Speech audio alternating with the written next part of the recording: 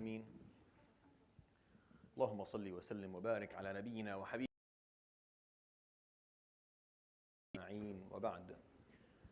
The Quranic theme that I'm going to share with you tonight, I'm going to go through some verses that talk about this concept of companionship.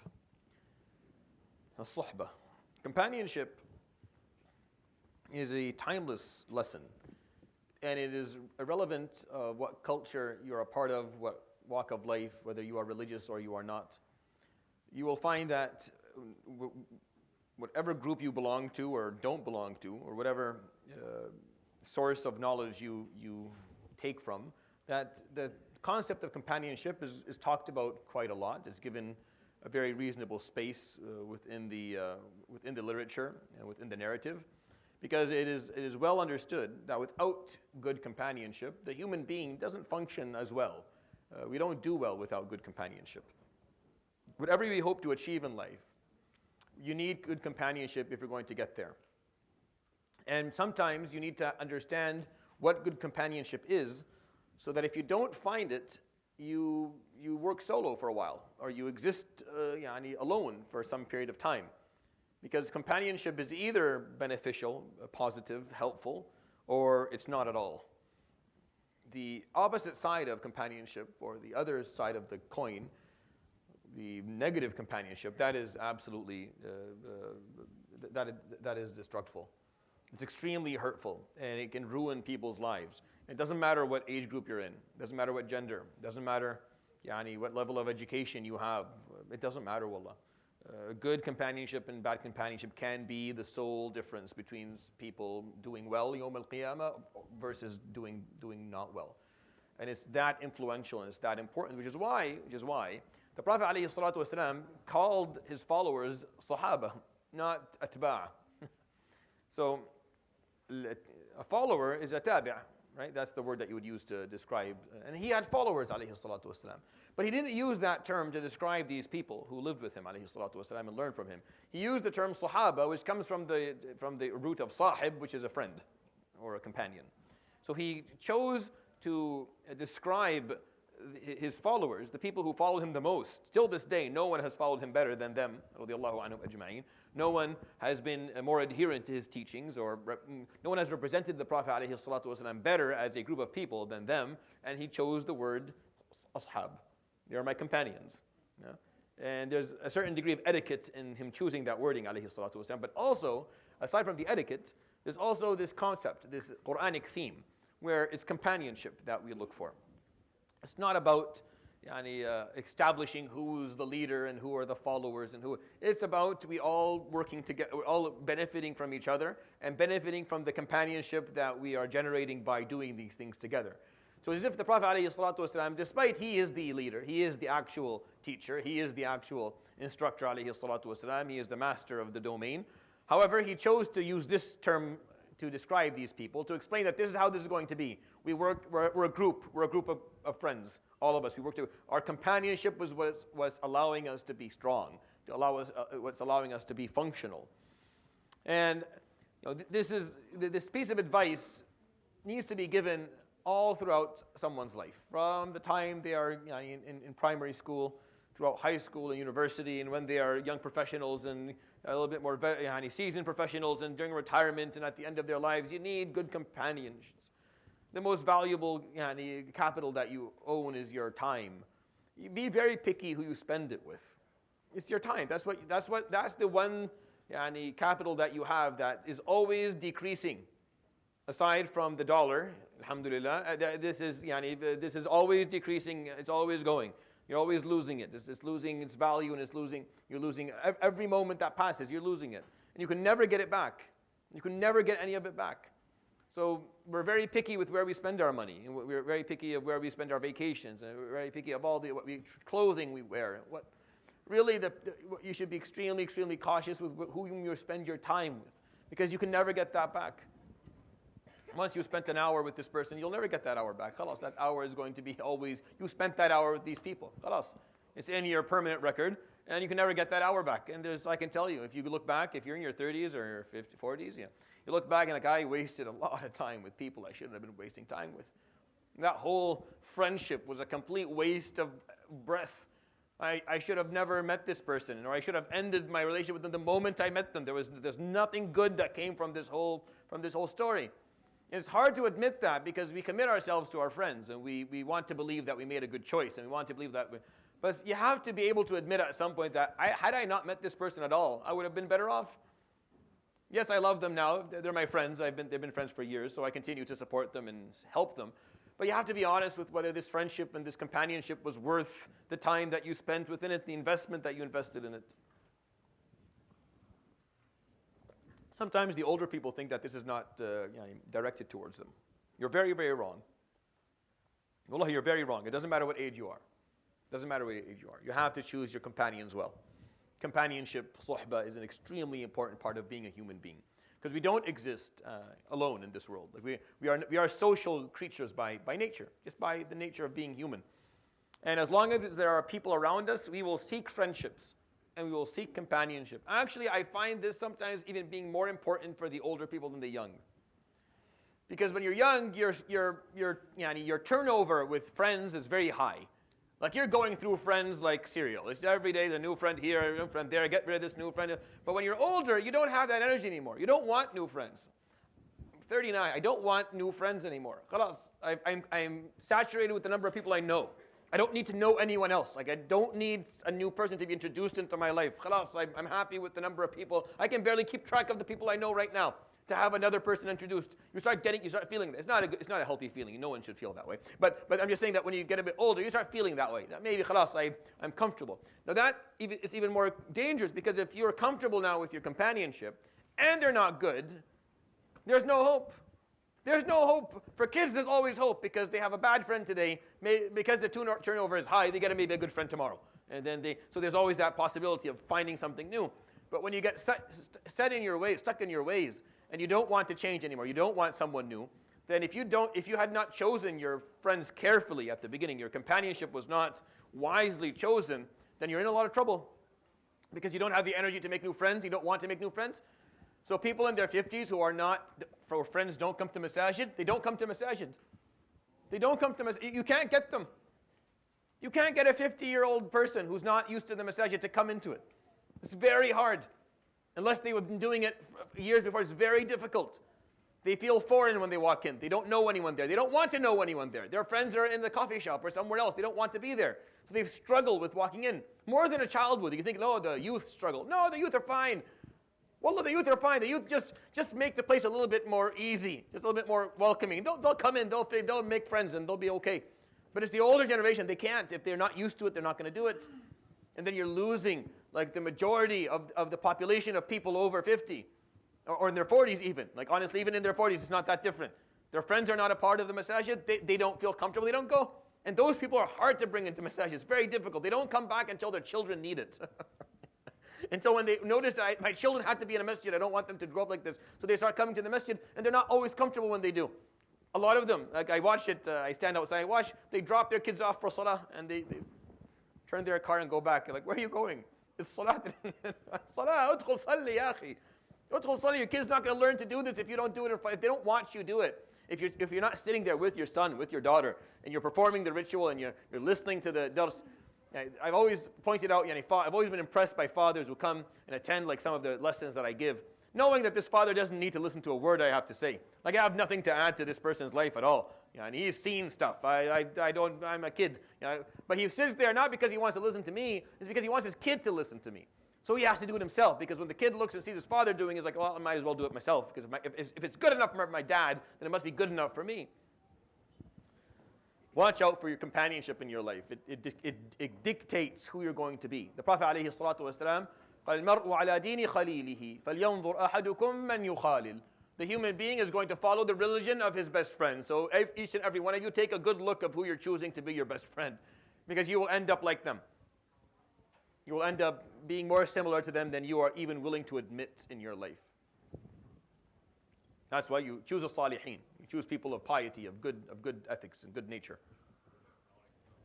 Those who remind you of Allah subhanahu wa ta'ala and draw you closer to Allah subhanahu wa ta'ala. And if you are lucky, oh my gosh, if you are lucky in life to run into someone who is like-minded, who will remind you when you go astray, who will pick you up when you fall, who will draw you closer to Allah subhanahu wa ta'ala and will hold you accountable when you're not doing your... If you find someone like that, you hold on. That's the true treasure of life. That's a treasure in your life that you should never give up on, because that is rare. It's a rare thing to find. Like it's not common in this world. So if Allah subhanahu wa ta'ala sends your way someone like that, or people like that you see eye to eye with on, and they are people who are encouraging you to be a better person, and they're helping you become a closer to Allah, and they're standing by you as you go through the difficulties, and they're reminding you when you're making mistakes, then you have hit the jackpot. You are the richest person in the room. So don't lose that, because you have no idea how rare it is and how difficult it is to run into someone like that. The first set of verses or two verses that I'm going to talk to you about tonight, that are going to be recited in the first set of 4 rak'at, that we'll hear inshaAllah ta'ala and enjoy, in Surah Al-Furqan, where he says subhanahu wa ta'ala, وَيَوْمَ يَعَضُّ الظَّالِمُ عَلَى يَدَيْهِ يَقُولُ يَا لَيْتَنِي اتَّخَذْتُ مَعَ الرَّسُولِ سَبِيلًا يا ويلتى ليتني لم أتخذ فلانا خليلا لقد أضلني عن الذكر بعد إذ جاءني وكان الشيطان للإنسان خذولا. And the day will come where the oppressor or the wrongdoer will bite down on his hands in remorse and regret. And this is a figure of speech, or it could be literal as well. I don't know. I mean, I'm sure this happened literally at some point, or else it wouldn't be a proverb. But the Arab, when they want to describe someone who is living an intimate moment of regret, of true remorse over something that they missed or they did wrong, they will describe someone who's biting down on their hands, right? Now, why? I'm not clear on it. I think the reason is that they want to harm themselves as a punishment. It's like a form of self-harm, right? So they bite down on their own skin to harm themselves or hurt themselves for not making the right choice back in the day. That's the idea. I've never actually seen anyone do it in my life, so I'm not sure if anyone reaches a level of remorse where they'll do that. Probably, if it's in the Quran, it probably is the case. But it's a figure of speech in Arabic that means that they are living an intimate moment of genuine regret over something that they can't change anymore. That's the piece. That's the piece that's important. Because you can regret something, but you can always, if you can change it, then that's different. But sometimes you will regret something that khalas, you can't change anymore. It's done. It's done. There's nothing to do. You cannot go back in time. You can't fix it. You can't apologize for it. You can't repent from it. You're stuck with it. You're stuck with it for the rest of your life. There's nothing to do. And that is true regret and true remorse. That's painful regret and remorse. And even if you've done something wrong, in dunya, at least you still have the option of repenting to Allah subhanahu wa ta'ala, even though you can't change the outcome. If the outcome is what it is, you can always turn to Allah subhanahu wa ta'ala, seek forgiveness, and He'll forgive you. But on the day of judgment, once the outcome is being set, meaning that's it, it's fixed, nothing's going to change anymore, that's an absolute, it's a moment of absolute regret, because there's nothing to do. He won't accept it from you anymore. You'll turn to Allah, Ya Rabb, I tubt ilayk. I repent to you from this mistake. He's not listening. So you can't change what happened, you can't change the outcome, and you can't repent anymore. And this is where regret hits, it's sky high. It hits the highest point. So to the degree where this person in so much remorse that he'll bite down on his own hand. وَيَوْمَ يَعَضُّ الظَّالِمُ عَلَى يَدَيْهِ يَقُول, he is saying, يَا لَيْتَنِي اتَّخَذْتُ مَعَ الرَّسُولِ سَبِيلًا. Oh, how I wish I found my way. I found within my life a way to follow the Prophet ﷺ's way. Sabila, I found a way. Ma'al Rasul, to be with the Prophet, or to be with the Messenger, to be with the teacher. Sallallahu alayhi wa sallam. There is a sabab nuzul for this verse, by the way. It's very appropriate to understand it generically, for sure. To understand it in a general manner, it's totally appropriate to understand it that way. But there is a story behind it. There's an actual story. He continues, this person, Ya laytani ittakhadhtu ma'a ar-rasuli sabila. Ya waylata, what a horrible outcome is for me. Ya waylata, I'm in such trouble. I am in so much trouble. Ya waylata, laytani lam attakhidh fulanan khalila. How I wish that I didn't choose fulan, a random person, someone that we don't know. Whoever is speaking, he's talking about a friend of his. Fulanan. Fulan in Arabic is just the generic word for a friend, or someone that you know. ليتني لم أتخذ فلانا خليلا. I wish I didn't make fulan my best friend. I wish I didn't make this person or that person, whoever it is that they made, my best friend. لقد أضلني عن الذكر بعد إذ جاءني. Indeed, this person led me astray from what was sent to remind me, from the remembrance that came for me, from the revelation and the reminders that I received He led me astray. He drove me astray from them. The story that is connected to this is the story of the Prophet ﷺ with Uqba ibn Abi Ma'it or Mu'ayt. And Uqba was one of the people who harmed the Prophet ﷺ probably the most within his life. He probably did more than Abu Jahl did. But Uqba was not as influential, but he was very aggressive. And he would, in some narrations, some stories where he would slaughter a jamal, and then when animals are slaughtered, there's the intestines and the gut, and so he would pick that up and then go and throw it on the Prophet ﷺ during his prayer. Another example, the Prophet ﷺ was standing in salah, and he would come and he would hold, he would take off, the ghutra that they wear on the head, he would take it off and then turn it around the Prophet ﷺ's neck, and he would twist it until the Prophet ﷺ would fall to his knees, in suffocating, until someone would come and take him off. He was very, very rude, very aggressive. However, Uqba, at one point, started to listen a little bit. For some reason, Uqba became a little bit more interested. The reason was because his best friend, who was Abu al-Hakam ibn Hisham, Abu Jahl, known as Abu Jahl, was away on a caravan, like a business, for a couple of months. And his friend wasn't there, so Uqba became a little bit more available. The Prophet ﷺ was able to get to him. He started listening. He started actually attending more regularly. He hadn't accepted Islam yet, became way more attentive. And he stopped any form of harm. Like, it was obvious to the people that Uqba was changing his ways. People were getting very worried about him, because it seemed like any day now when Uqba was going to announce his Islam. Interestingly enough, before that happened, Abu Jahl came back. Before he made it home, people came to his house, to him, and said, "Don't go home. Go right to your friend Uqba." Why? Sabah. He's on his way out, like he's going to follow Muhammad sallallahu alaihi wasallam. So Abu Jahl would do exactly that. He would go, before he went home, he would knock on the door of his friend. Uqba would open the door. Ahlan wa sahlan. Alhamdulillah as-salama. If that's what they say, I don't know what they said. They said something like that. So he said, I'm glad to see you back. When did you arrive? Whatever. Abu Jahl tells him, "Ala inna wajhi min wajhika haram, wa kalami min kalamika haram, hatta tadhhaba fatabsuqa fi wajhi Muhammad sallallahu alaihi wasallam." I will not speak to you again. You're not my friend. I will never look at you again until you go and you spit in the Prophet alayhi wasallam's face. Sallallahu alaihi wasallam. So Uqba now was stuck between his friend, his companion, and what he's finding himself slowly listening to. I'll make this easy and tell you he didn't make the right choice, or else it would be a different story to tell.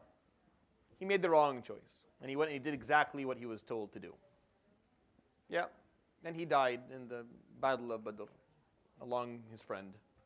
And Yawm al-Qiyamah, he'll come out of his grave and he'll stand by his friend, and he'll be taken down the same path that his friend is going to be taken. And these verses point out, Allah subhanahu wa ta'ala telling us what Uqba is going to be saying Yawm al-Qiyamah. When he comes out, he will bite down on his hand, saying, "Ya laytani ittakhadhtu ma'a ar-rasuli sabila." I wish I took the opening that I was granted. Allah opened my heart, He granted me an opportunity to accept. I wish I took it. Oh, I am in such trouble. I wish I did not take Fulan as my friend. Indeed, he took me away from the remembrance, from the reminders that were granted to me after I received them. But that's shaitan for you. وَكَانَ الشَّيْطَانُ لِلْإِنسَانِ خَذُولًا. Shaitan will always let you down. He will always disappoint you with the choices that you make through his waswasa and through his reminders. The first example is of someone who made the wrong choice when it came to companionship. He just made the wrong one. Be careful, be careful, be careful. I know that we end up building an affinity towards our friends. We love them. They're our friends. We want to be with them. But think about the influence that they have on you. Think about what they're doing for you. If they are not helping you, if they're not allowing you to become better, if they are pulling you into one problem after the other, if you find that your heart is drifting farther and further and further away from Allah subhanahu wa ta'ala, then, rip the band-aid off. Wallahi, you don't have to make them your enemy. But really, there's a finesse to how you do these things. You have different circles of influence in your life, different circles of friendship. You have the very close circle, the people who you consider your best friends. And then you have people who are general friends. And then there are people who are acquaintances. And then there's a general public. And then there are your enemies. You don't have to take someone who is your best friend today and put them in the enemy zone. No, you can just pick them up and just move them to the friend, or move them to the general acquaintance. Just don't be as available. They text, you don't answer immediately. They call, you don't pick up right away. No, they want to do something, well, I'm too busy. That's it, I just have this going on, inshallah, maybe next weekend. You just make yourself less available. People will people get a hint. They take a hint after a while. After all, they take a hint. And if they don't, then they just won't be happy, and that's okay. They'll end it instead of you having to end it. Some people don't take a hint, by the way. Some people keep very persistent. But that's okay, because they'll sense something has changed. You can explain, this is not working for me. Like, I'm not getting out of this what maybe you're getting something out of this. Maybe you're benefiting. I'm not benefiting. This is harming me. I don't feel what I should be feeling here. You are obligated. Wallahi, you're obligated to do this. It's not even an issue it's not optional. Or else read this verse again and again and think about it. Think about what happened to the person who made the wrong choice. Companionship took someone away from Rasulullah alayhi salatu wasalam.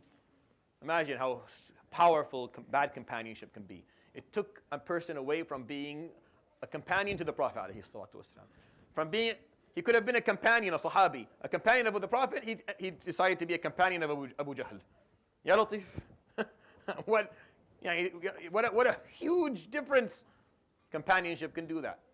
It can do it. It's not just what you think you're deciding. No, it's the influence people have on you, on your life. You choose who you're allowing to influence you. You choose in whose vicinity you're sitting and whom you're allowing to influence you.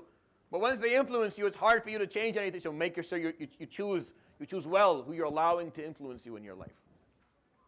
The second set of verses that we're going to talk about in Surah Al-Shu'araa, recite in the second set of 4 rak'at. يقول الله سبحانه وتعالى وأزلفت الجنة للمتقين وبرزت الجحيم للغاوين وقيل لهم أين ما كنتم تعبدون من دون الله هل ينصرونكم أو ينتصرون فكبكبوا فيها هم والغاوون وجنود إبليس أجمعون قالوا وهم فيها يختصمون تالله إن كنا لفي ضلال مبين إذ نسويكم برب العالمين وما أضلنا إلا المجرمون فما لنا من شافعين ولا صديق حميم فلو أن لنا كرة فنكون من المؤمنين إن في ذلك لآية وما كان أكثرهم مؤمنين وإن ربك لهو العزيز الرحيم.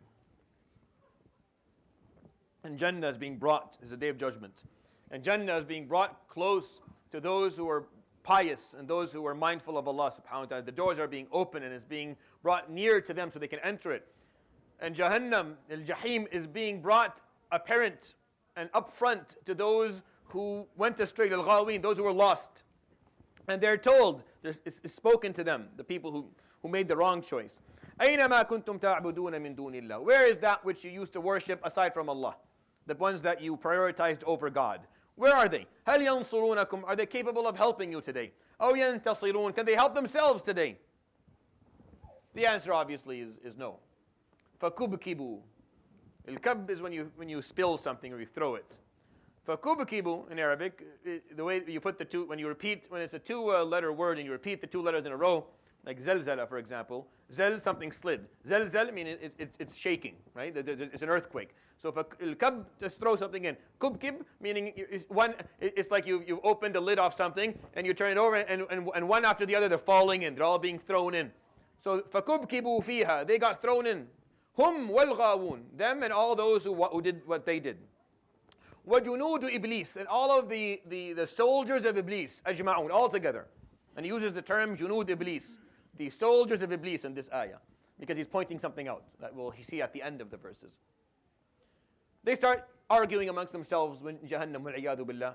They start disagreeing, يختصمون And they start telling each other, تَاللَّهِ إِن كُنَّا لَفِي ضَلَالٍ مُبِينٍ Indeed, we were very wrong and very lost when we made others equal to Rabbil Alameen, to the Lord of the realms. We were very wrong when we equalized or equated others with Allah subhanahu wa ta'ala. Our whole lifestyle was wrong. وَمَا أَضَلَّنَا إِلَّا الْمُجْرِمُونَ And it's the criminals, those who broke the law of Allah that led us astray. فَمَا لَنَا مِن شَافِعِينَ But we have no one who's going to intercede on our behalf today. وَلَا صَدِيقٍ حَمِيمٍ Nor do we have an intimate friend. Because if you had a good friend on Yawm al-Qiyamah that could stand by you, you may make it. If you have a friend, Yawm al-Qiyamah, that is on the right side of the rails, on the right side of the tracks, you may make it. Despite mistakes that you have made, and despite falling into the wrong group. If you had a friend, a hamim, someone that you, every once in a while, you would worship Allah subhanahu wa ta'ala with, someone who drew you closer to your deen, then you may still have a hope, you may still have hope Yawm al-Qiyamah of making it. But these people, what they're saying is, فَمَا لَنَا مِن شَافِعِينَ, we have no one to intercede on our behalf. وَلَا صَدِيقٍ حَمِيمٍ, we have no intimate friends, no one cares about us. All of the people that care about us are here with us. It doesn't mean that they didn't have people that loved them. They did. They're just all with them. There's no one on the other side of things to speak on their behalf. All of their buddies are there. So how are they going to get out? There's no advocate on the other side. There's no one's out there to say, Ya Rab Fulan, Ya Rab Fulana, Ya Rab, I want to take a look at what they did. Can they be granted mercy? Can they be granted forgiveness? There's no one out there to say this. They have no one. That's why the wording, فَكُبْكِبُوا فِيهَا, they were thrown in. هُمْ وَالْغَاوُونَ, them and all those who went astray. وَجُنُودُ إِبْلِيسِ, and the soldiers of Iblis. That's what a bad friend is. A bad friend, that's a good description for a friend. That Junud Iblis, Jundi min Junud Iblis. One of the soldiers of Iblis is a bad friend. Someone who keeps on bringing up something you shouldn't do, something you shouldn't say, you shouldn't think, a way of life that you should not be engaged in. You know it's wrong. You know it's wrong. It's not hard for you to know what's right and wrong. We all have the compass on the inside. It's all clear to us. It's just very tempting. It's very tempting. And if a bad friend makes it seem a little bit cool, they're doing it anyway, so it makes it seem like it's normal, it's fine. They just take you 4, 5, 10 steps closer to something that's haram. That is, to you, that person, that's Junud Iblis. That is the soldier that Iblis uses. La'anahullah. Iblis is weak in his own nature. He can't really do much to you. The waswasa goes away quickly. Like you can't really, he doesn't have much. In the case of shaitani kana da'ifa. The strength of the shaitan upon you is very weak. A little bit of waswasa, a'udhu billahi minash shaitanir rajim, do something nice, he's gone. He's not in here. He can't get in here. This is not a place for him. Right? Whatever you do in here is you. In this place, shaitan is outside. He doesn't come to a place where ibadah is happening, where there's salah and Quran and siyam and zakah and hajj and dhikr and Quran. He doesn't come in. But he leaves enough, he leaves enough information with people so that they can figure it out on their own. He opens a couple of catalogs for you, enough that you have a good idea of what to do. If you can get one person to do what he wants, then he just has to direct that person. All he has to do is direct that person, go to that person's life, enter this person's life. He has someone who he can use. He's figured one person out. This person, khalas, is gave up.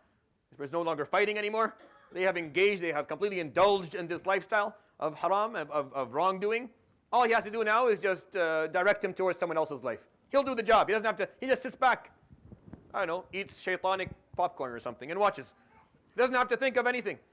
Because his work is up. He's put in the effort. He got one person to make the mistake. Now he just has to send out that infectious person. Just send him out. Make friends. Habibi, go out, make friends with people. Infect them with what I've given you. And then you have to choose whether you're going to allow for that or not. فَكُبْكِبُوا فِيهَا هُمْ وَالْغَاوُونَ وَجُنُودُ إِبْلِيسَ أَجْمَعُونَ. And at the end of it, as they are being thrown into Jahannam, وَلِيَعْذُ بِاللَّهِ, they look around and say, we have no one to intercede on our behalf. وَلَا صَدِيقٍ حَمِيمٍ, no good friends. Yeah, because they're all here with me. I can't think of anyone I know that's outside who's going to remind Allah subhanahu wa ta'ala about us. Allah doesn't forget about anybody, but who's going to speak on our behalf? Who's going to fight for us? Who's going to say something and maybe give us the chance of getting out of here? No one. You didn't make the right friends. No one goes to Jahannam Yawm al-Qiyamah alone, or to Jannah, by the way. When you read the Quran, it's وَسِيقَ الَّذِينَ اتَّقَوْا رَبَّهُمْ إِلَى الْجَنَّةِ زُمَرًا, and then وَسِيقَ الَّذِينَ كَفَرُوا إِلَى جَهَنَّمَ زُمَرًا. Zumar, as in groups. No one's walking alone, except a prophet that was sent to a group of people, spent all of his life calling them to Allah, and no one accepted da'wah from him. And that poor gentleman has a lot of explaining to do. And that poor gentleman has he had to stand there for hours, explaining why not one person listened. Are you sure you did it right? Are you sure? Like, how is this possible? Not one person? He has to explain himself, miskeen. Like Nuh alayhi salam, he spent a long period of time, not a lot to show for it. 70, 80 people tops. He has to stand in front of Allah and explain. No, دعوتهم جهارا أعلنت لهم أسررت لهم إسرارا. I did everything. I spoke, I tried this, I tried that, I spoke like this, I spoke like that. They weren't listening to me. He has to prove that he did his job. Aside from that, walking alone is not really an option. If you're walking on the path towards Jannah alone, I'm sure one of the malaika is going to, hey, where are your buddies? Oh, they're all in Jahannam. Yeah, what are you doing? You're in the wrong lane, that way. Follow your friends. What are you doing here? You're not. This doesn't work that way. You don't drop them off in Jahannam and enter Jannah yourself. No. Whoever you spend your time with, whoever you're with, that's who you're going to be with. You can perform da'wah to people that aren't listening, and you can spend time with them. But without a companionship of khair, a companionship that reminds you of Allah subhanahu wa ta'ala, that strengthens your iman, strengthens your deen, you're not going to make it. That goes for all of us. Everyone sitting in here, I start with myself. You need good friends, people who you can depend upon. And if you don't have them, well, find them. Distance yourself from those who aren't helping you and find those who will. That is absolutely your obligation. Whatever age you're at. Well, if you're 90, you must make sure you have good companionship in your life. All right. The third set of verses that we're going to talk about, inshallah, tonight, and recited in the last 4 rak'at.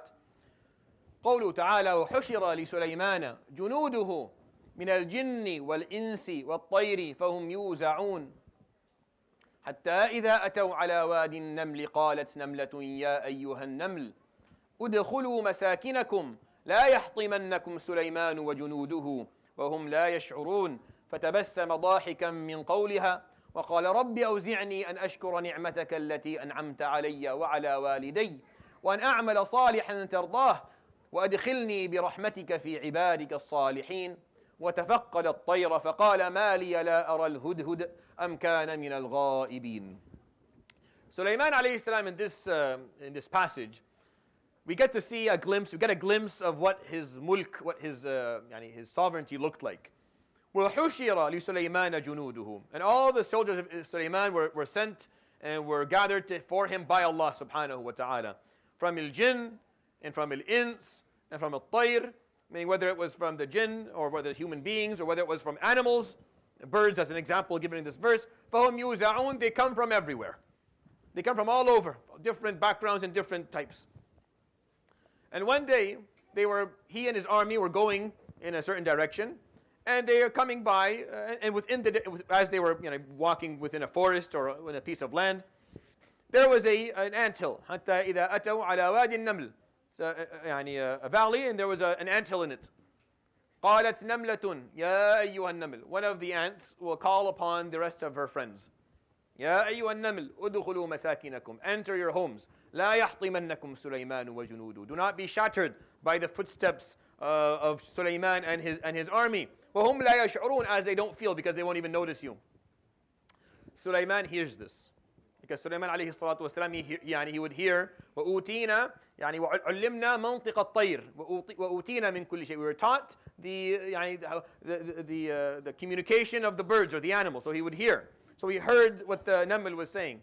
فَتَبَسَّمَ ضَاحِكًا. So he smiled in laughter. مِنْ قَوْلِهَا, from what she said. Why did he do this? Because when you see the story, when I was a kid, I could never figure out what was funny. I didn't know. It seemed a very reasonable thing for an ant to say if it saw an army with hooves and horses and people running. It seemed like a very reasonable thing to say. I didn't get what was funny about it.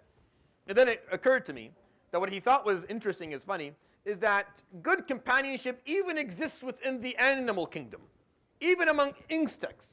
Even with insects, there are people who look out for you and there are people who don't. There are people who care and there are people who don't. Even for ants, it matters. Even for ants, you want to have people around you that are helpful. Someone who is going to warn when something bad is coming your way and look out for you. Even for them. So I think for him, he noticed that this exists everywhere. That having this part of your life is important, to have those who look out for you, those who care for you, those who are willing to speak up when danger is coming your way. Not be the source of the danger. Not be the source of your demise or the reason behind you losing yourself and finding and going astray, but rather being the person who's there to remind you of the mistakes, of the danger that's coming. وَهُمْ لَا يَشْعُرُونَ, she said. That's what the ant said. She said, well, they're not going to feel it. Sometimes it's not always evil coming your way. Sometimes you're just in the wrong place at the wrong time. Even then, you need someone who can point it out. This ant is like, yep, Sulaiman, good man, good man. He's our leader. All of the animals are with him. But he's not going to notice us. We're too small. They're going to shatter us without even noticing. We need to get inside. You'll let everyone get inside. So Sulaiman hears this. He's like, yeah, subhanallah. So he turns to Allah subhanahu wa ta'ala. رَبِّ أَوْزِعْنِي أَنْ أَشْكُرَ نِعْمَتَكَ الَّتِي أَنْعَمْتَ عَلَيْهِ. Oh Allah, grant me the ability, the strength, the focus, the wisdom to show you gratitude for this blessing that you have given me. What the blessing? The blessing is what existed at the beginning of the وَحُشِرَ لِسُلَيْمَانَ جُنُودُهُ. He was surrounded by his followers and by his army. Jinn and ins and tayr, all of these around him. He was not alone, alayhi salam. He didn't function. He had good companionship in his life. He had good companionship in his life, and that's the blessing that he wants Allah subhanahu wa ta'ala to grant him the ability to thank Allah subhanahu wa ta'ala for, to show gratitude for. وَعَلَى وَالِدَيْ, and the blessing that you have bestowed upon my parents. وَأَنْ أَعْمَلَ صَالِحًا تَرْضَاهُ, and that I use it in a way that pleases you. وَأَدْخِلْنِي بِرَحْمَتِكَ, and have me enter through your compassion and through your mercy, فِي عِبَادِكَ الصَّالِحِينَ, amongst your servants who are pious. And then he calls upon, he looks to see the tayr, he looks for the birds. And he says, وَمَا لِيَ لَا أَرَى الْهُدْهُدْ, where's the hudhud? Where's the hoopoe? Where is he? He should be here. We all gather every morning. Everyone should be here. This is he wasn't there. Where he had gone, the hudhud, in the long story, it went and found a group of people that did not worship Allah subhanahu wa ta'ala. And he stayed there for a while. He figured things out. He figured out where they were, why they were, how big they were, how many people. He took some time, and they came back. How would have Sulaiman known any of this had the hudhud not done this? How would have Sulaiman figured any of this out had he not had this companionship? Allah subhanahu wa ta'ala in this ayah is not only showing us that companionship, good companionship exists in the animal kingdom. He says that sometimes an animal will be a better companion to you. That sometimes an animal will be a good companion for you. Sometimes more than people. Sometimes the tayr can do more benefit for you than a person. Wallahi, some dogs are better than certain friends. And it's not meant to be offensive. Some animals will be more beneficial to you in your life than certain people, and how they treat you and how they look at you and how they deal with you. Shut off that extra weight. No? Just shake it off. Just get off that extra weight. Just get it off. Get rid of it. It's not helpful. Doesn't matter. Don't think about anything about. This is where you have to be absolutely selfish. This is where it's about you. You need to make sure that Yawm al-Qiyamah you're going to be in the position you want to be in. For you to make sure for you to ensure that, for you to guarantee it for yourself, or at least increase the probability of it, you have to surround yourself with the right people. And you have to get off this extra weight, this dead weight that you carry. People that do nothing for you, aside from make you more tired, from take you farther away from Allah subhanahu wa ta'ala, make it more difficult for you to commit to Islam, that don't add anything to your life from a perspective of hidayah. Like there's no closeness to Allah subhanahu wa ta'ala coming to you through them. You need to shed this dead weight. You have to remove it sooner rather than later. Sooner. If you have the ability to help people, then that's barakah. Like if you're capable of performing da'wah and helping individuals who are struggling, then good for you. But at a certain points in your life, you may find that I cannot help this person anymore. All that's happening is that they are harming me. I've tried, I can't help them. I can't add anything to their lives. But they are taking something away from me. And then you need to care for yourself. You have to care for yourself. You are the priority for yourself at the end. In this ayat in surat Al-Naml, talking about the ants depend on good companionship. Sometimes an animal, the hoopoe, was a better companion to Sulaiman than some people were. So it's okay. You choose what's most beneficial to you. You choose that which is going to save you at the end. Because no one, Yawm al-Qiyamah, comes alone. We all come with people. The Prophet ﷺ tells us in more depth, he says, الْمَرْءُ يُحْشَرُ يَوْمَ الْقِيَامَةِ مَعَ مَنْ أَحَبَّ. The human being on the Day of Judgment is going to be gathered in a group of the people whom he loved the most. The people that your heart was attached to. Those are your friends. The people that your heart was attached to are the people that you're going to find yourself sitting with Yawm al-Qiyamah. So make sure that if your heart's attached to people who aren't helpful, then you start to change that sooner rather than later. So your heart's attached to the right group, so that you come with them Yawm al-Qiyamah. You find yourself standing there with them Yawm al-Qiyamah. And wherever they go, you go with them. So as they move from one blessed moment and one blessed position to the other, you're moving along. If your heart's attached to the people who aren't going to go that way, then you can't imagine that you're not going to. That's the point of this theme, is that you can't choose that. You can't say, well, no, no. You live. This was your crew. These were the guys. These were your friends. These were your companions. Choose them wisely, because the older you get, the more important this is. Because you get set in your ways after a while. It's hard to choose friends after a certain age. You don't want new people in your life. So if you're stuck now with friends and you look around and these aren't good friends, ya akhi, be careful. Kids they're flexible, they can change quickly, but the older we get, the less likely we do that. I'll end with that, inshallah. Subhanahu wa ta'ala, la ilaha illa anta astaghfiruka wa atubu ilayk. Wa sallallahu wa sallam wa barak ala nabiyyina Muhammad wa ala alihi wa sahbihi ajma'in. Jazakumullah khair. Barakallah.